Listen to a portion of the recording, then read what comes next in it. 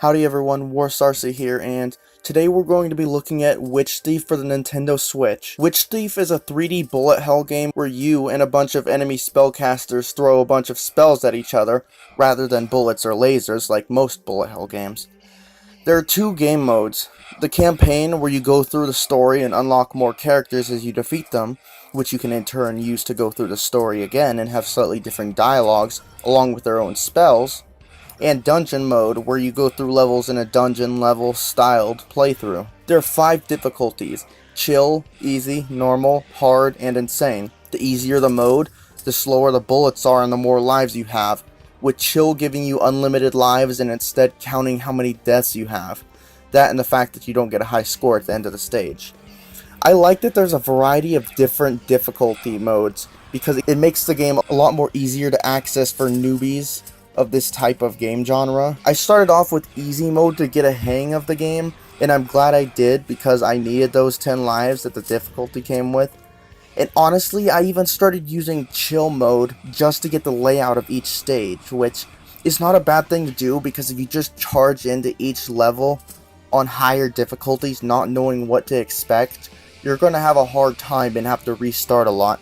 Whereas chill lets you play each stage with unlimited lives, so you can figure out which enemies you'll fight, what their abilities are, where they are, etc., so that you can come back to the stage on a higher difficulty, be more prepared, and get an actual ranking, since you are graded by your score at the end of each stage. I mean, this game can really catch you off guard otherwise. Just when you think you've completed a stage and beat the boss, there'll be more to the stage to go through, and you'll end up having to fight that boss again later, so you'll need to conserve those lives.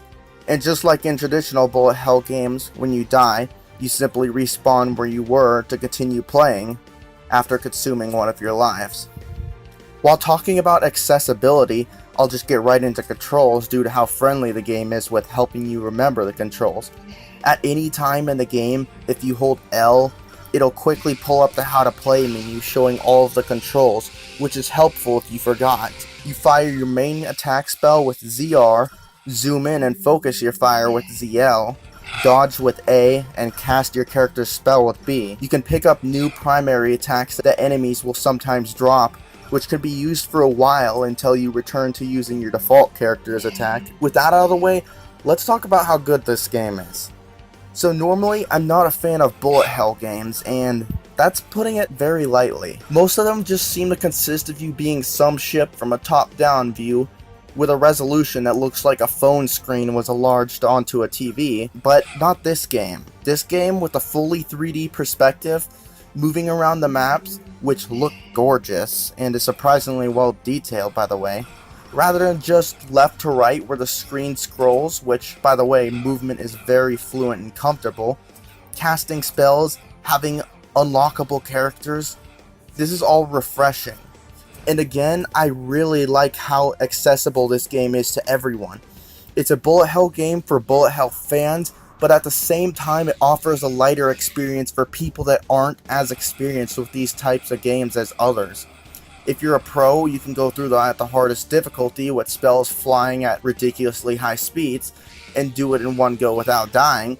But if you find yourself having a difficult time, you can still lower the difficulty, and in the end, regardless of skill, you can complete this game and still have a good time. Now, at times it can feel like you're just holding or mashing the attack button down, especially during boss battles with the amount of health they have.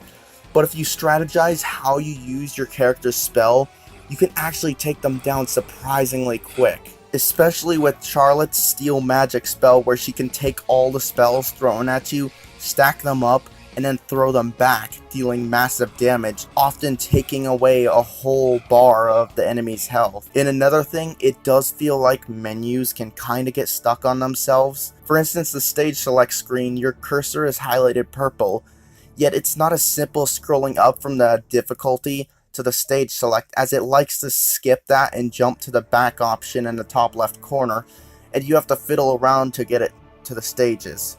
So when you finally figure that out and you decide to scroll around, when you hit the last stage, a problem I noticed is that it can just straight up disappear and not let you scroll back until you start spamming a bunch of different buttons. Actually, it can do that with even more than just that last stage, but that's the one I first noticed it happen with.